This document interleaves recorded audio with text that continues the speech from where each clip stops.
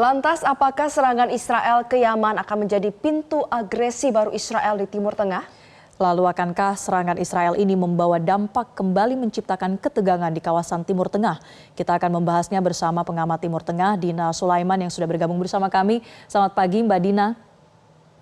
Selamat pagi Mbak Marsha, Mbak Valerie.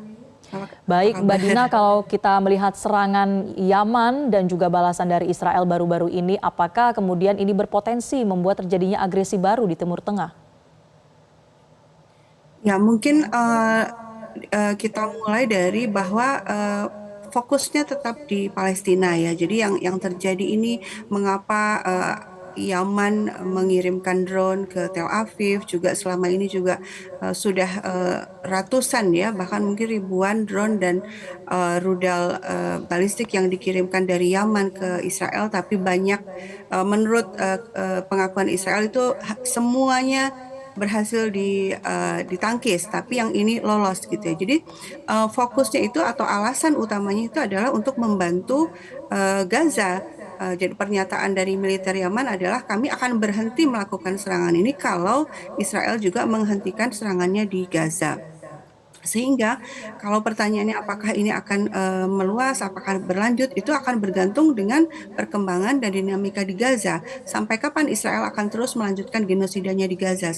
Selama masih melanjutkan, berarti menurut pernyataan dari Yaman, mereka akan terus melakukan serangan, akan terus memblokade Laut Merah, dan dari utara juga Hizbullah juga menyatakan akan terus menyerang Israel utara, dan juga dari Irak juga akan terus ada kiriman drone juga ke arah Israel.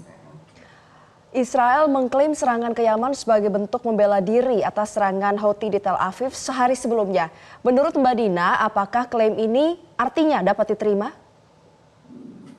Ya, kalau tadi seperti konteks yang saya sampaikan tadi tentu tidak bisa diterima dari sisi bahwa tujuan Yaman itu adalah untuk membantu rakyat Gaza yang selama 9 bulan ini di genosida ya, Israel melakukan serangan bombardir yang betul-betul masif kepada rakyat sipil. Dan posisi Israel gitu menurut hukum internasional kan adalah pasukan pendudukan, dan pasukan pendudukan itu tidak punya hak membela diri sebenarnya. Yang harus dilakukan oleh pasukan pendudukan adalah berhenti menduduki wilayah yang didudukinya.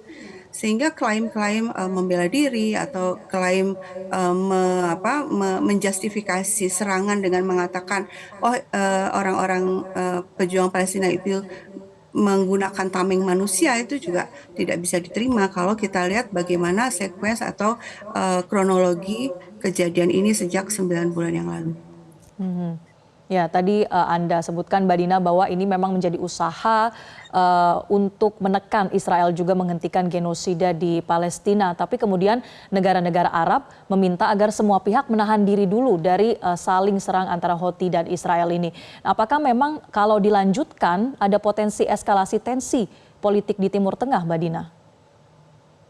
Iya, sangat mungkin. Karena ini ya, jet tempur F-35-nya Israel untuk bisa menyerang ke Hudaidah itu kalau tidak lewat Mesir itu lewat Saudi. Artinya ada izin dari dua negara Arab ini gitu ya. Sementara konteksnya Yaman itu sedang membela Palestina gitu ya. Jadi posisinya seperti itu, sehingga akhirnya dipertanyakan loh, kenapa kok negara-negara Arab ini tidak bersatu gitu ya untuk membela Palestina, padahal itu sesama Arab ya, dari sisi etnisitas mereka sesama Arab.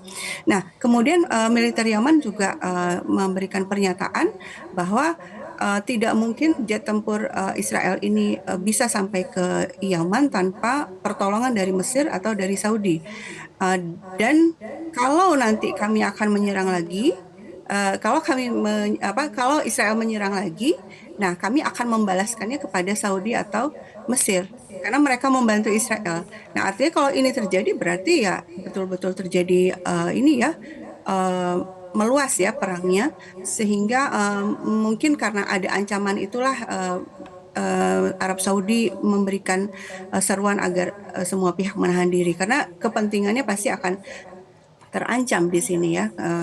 Seandainya dengan kapabilitas drone, rudal yang dimiliki Yaman sekarang itu buat Saudi itu bahaya besar seandainya dia terseret perang secara langsung dengan Yaman.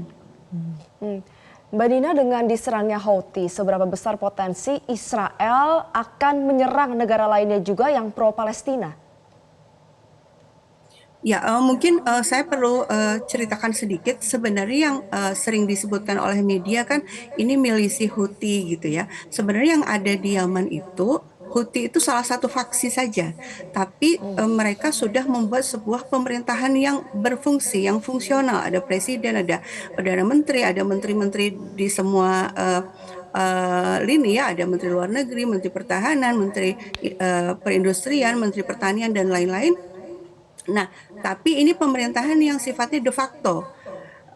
Sementara pemerintahan yang umumnya diakui oleh banyak negara itu adalah pemerintahan Mansur Hadi yang dibentuk oleh Arab Saudi. Sehingga ketika kita menyatakan Israel menyerang Houthi itu tidak tepat. Sebenarnya yang diserang adalah ya Yaman gitu ya, pemerintah Yaman, dan yang melakukan serangan ke Israel adalah militer Yaman karena memang strukturnya itu sudah berbentuk militer dan pemerintahan sebagaimana di negara-negara lain. Houthi adalah salah satu faksi di sana. Nah, sehingga ketika pertanyaannya tadi Israel sudah menyerang Yaman, apakah ada kemungkinan menyerang negara lain? Ya sangat mungkin. Salah satu yang paling mungkin yang sering sudah disampaikan oleh Israel adalah Israel akan menyerang Lebanon. Ya, sejauh ini Lebanon itu menyerang Israel dilakukan oleh Hizbullah. Jadi Hizbullah itu juga bukan negara ya, bukan state, tapi organisasi yang punya sayap militer. Nah, sejauh ini militer Libanonnya gitu ya, militer Libanon tidak melakukan apapun, tidak melakukan serangan ke Israel. Jadi yang bergerak di Libanon itu adalah Hizbullah. Nah, Israel sudah menyatakan akan menyerang Libanon dari sisi betul-betul menyerang masuk ke dalam. Selama ini sudah menyerang dengan mengirimkan uh, rudal, mengirimkan drone gitu ya. Nah, ini juga seandainya itu terjadi, Iran sudah memberikan ancaman juga kan bahwa Iran akan membantu Lebanon seandainya Israel betul-betul melakukan serangan darat masuk ke dalam. Dan juga terkait dengan Yaman, Iran juga menyatakan akan segera mengirimkan ini ya misil pertahanan udara ke Yaman. Nah, ketika Iran juga seandainya betul-betul terjun langsung ya berarti kan nanti juga Israel ada kemungkinan juga akan melakukan serangan ke Iran, sehingga ya dikhawatirkan perangnya meluas dan solusinya kunci utamanya sebenarnya adalah hentikan serangan ke Palestina karena negara-negara ini semuanya menyatakan akan menghentikan serangan seandainya Israel juga menghentikan serangannya ke Gaza. Baik, ada potensi ya kemudian Israel akan memperluas serangan mereka ke negara-negara pro-Palestina terutama. Dan dengan demikian Mbak Dina, apakah ada peluang juga untuk kelompok milisi seperti Houthi dan Hizbullah ini untuk bergabung dengan Hamas, saling beraliansi? Selama ini mereka berkoordinasi ya, terlihat dari pernyataan-pernyataan yang disampaikan oleh para pimpinan dari kelompok-kelompok ini. Misalnya kemarin itu juru bicaranya Hamas juga menyatakan terima kasih gitu ya kepada Yaman, kepada militer Yaman. Kemudian juga di Hizbullah juga menyatakan dukungan penuhnya kepada perjuangan di Palestina. Sehingga ya selama ini memang sudah beraliansi gitu ya. Akan semakin diperkuat mungkin Bu Dina dan melakukan serangan bersama-sama dengan mempersatukan kekuatan militer mereka? Dari sisi kapabilitas persenjataan mereka sudah punya kemampuan untuk menyerang langsung ke Israel. Tapi, nah ini yang menarik disampaikan oleh Menteri Luar Negeri Rusia ya. Uh, dia berharap agar tidak terjadi perang regional, tapi juga menyatakan bahwa sebenarnya pihak-pihak lain selain Israel itu sudah sangat menahan diri sebenarnya. Jadi misalnya Iran pada tanggal 13-14 April pernah menyerang ke Israel, itu kan terbatas sekali serangannya. Hizbullah juga melakukan serangannya ke bagian utaranya Israel itu juga ke wilayah-wilayah yang memang di situ ada posko-posko militer.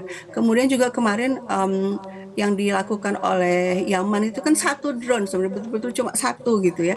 Jadi itu masih terbatas. Seandainya ini terus tereskalasi dan kemudian artinya Israel di Gaza tidak juga mau menghentikan genosidanya, sangat mungkin mereka berkoordinasi dan kemudian melakukan serangan bersama-sama dari posisinya masing-masing. Kalau dari persenjataannya mereka sudah punya itu ya, yang senjata yang memang sudah bisa menembus masuk ke Israel. Hmm. Baik Mbak Dina, apakah ada sejarahnya ketika kelompok ini bergabung dan akan seperti apa impactnya jika kelompok-kelompok militer ini bergabung ke depannya? Oh, belum pernah terjadi. Artinya di sini ini betul-betul perubahan besar ya. Israel itu kan dijuluki sebagai the Invincible Army ya, militer yang tak terkalahkan, sedemikian kuatnya gitu dari di atas kertas gitu. Dan kemudian yang disebut Iron Dome itu disebut-sebut tidak akan tertembus oleh apapun. Jadi betul-betul wilayah yang sangat aman. Klaimnya selama ini seperti itu, tapi kan ternyata bisa ditembus juga gitu ya. Pada bulan April bisa ditembus oleh drone dan rudal dari Iran. Kemudian juga Hizbullah juga ternyata berhasil mengirimkan drone untuk memfoto wilayah Israel tanpa terdeteksi, sehingga sekarang Hizbullah sudah punya itu titik-titik koordinat di mana lokasi-lokasi pentingnya Israel, markas militernya kah atau tempat persimpanan senjata dan lain-lain. Kemudian juga sekarang drone-nya Yaman gitu ya, drone-nya Yaman tuh bisa tembus sampai ke ibu kotanya Israel, Tel Aviv. Nah itu kan berarti mitos The Invincible Army-nya tuh udah runtuh gitu. Nah, ini belum pernah terjadi sebelumnya. Sehingga ini memang beresiko besar dan saya yakin Israel dan Amerika Serikat di belakangnya itu sangat berhitung ya. Perang ini sangat mahal, sudah terbukti di tanggal 13-14 April itu biaya yang dikeluarkan oleh Israel hanya untuk menangkis 5 jam saja itu udah 60% biaya militernya dalam 1 bulan. Dan itu jauh berbeda dengan biaya yang dikeluarkan oleh Iran. Jadi teknologi yang digunakan oleh Iran, oleh Yaman, juga Hizbullah itu sebenarnya teknologi yang sederhana tapi kreatif dan ternyata bisa menembus teknologi yang sangat mahal yang dimiliki oleh Israel. Sehingga dari sisi pembiayaan perang itu mereka pasti akan berhitung dan itulah sebabnya ada pernyataan dari pihak-pihak yang pro Israel pun jangan sampai tereskalasi, jangan sampai meluas perangnya karena mereka juga yang akan menanggungnya ya Israel, Amerika, Inggris mereka juga nanti akan menanggung kalau seandainya betul-betul terjadi perang regional. Ya, upaya serangan dalam menekan Israel untuk menghentikan agresi atau bahkan genosida di Palestina ini kan sudah terus dilakukan, tapi nampaknya sudah hampir 10 bulan ini Mbak Dina operasi militer genosida terus dilakukan Israel. Apa langkah selanjutnya yang diperlukan untuk betul-betul menghentikan aksi brutal Israel di Gaza?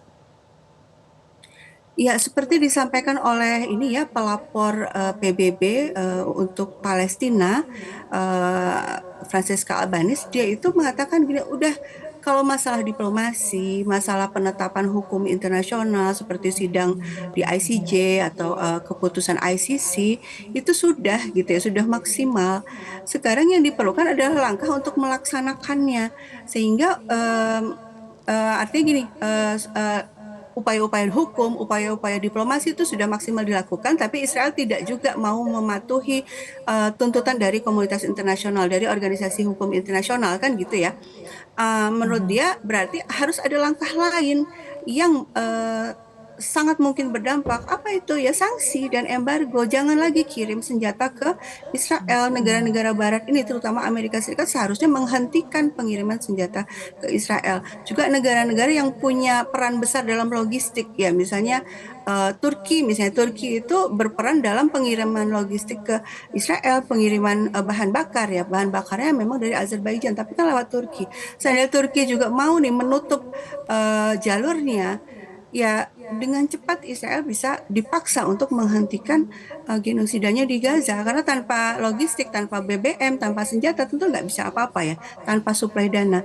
Nah ini yang penting dilakukan oleh negara-negara yang berperan besar dalam menyuplai logistik ke Israel. Nah negara-negara lain bagaimana ya, misalnya Indonesia ya perlu untuk mendekati, memberikan tekanan juga kepada negara-negara ini. Kalau secara langsung ke Israel buktinya udah 9 bulan nggak ada yang bisa ya. Berarti kan yang perlu ditekan adalah negara-negara yang memberikan logistik ini.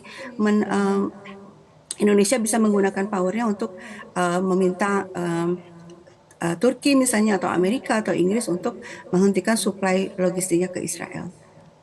Berarti memberikan sanksi, menghentikan suplai senjata dan juga distribusi logistik ini sangat penting untuk bisa menghentikan agresi Israel di sana dan pastinya juga dapat segera menghentikan seluruh yang terjadi, seluruhnya bisa kembali normal. Terima kasih pengamat Timur Tengah Dina Sulaiman telah bergabung bersama kami di Metro Pagi Prime Time. Jelajahi cara baru mendapatkan informasi. Download Metro TV Extend sekarang.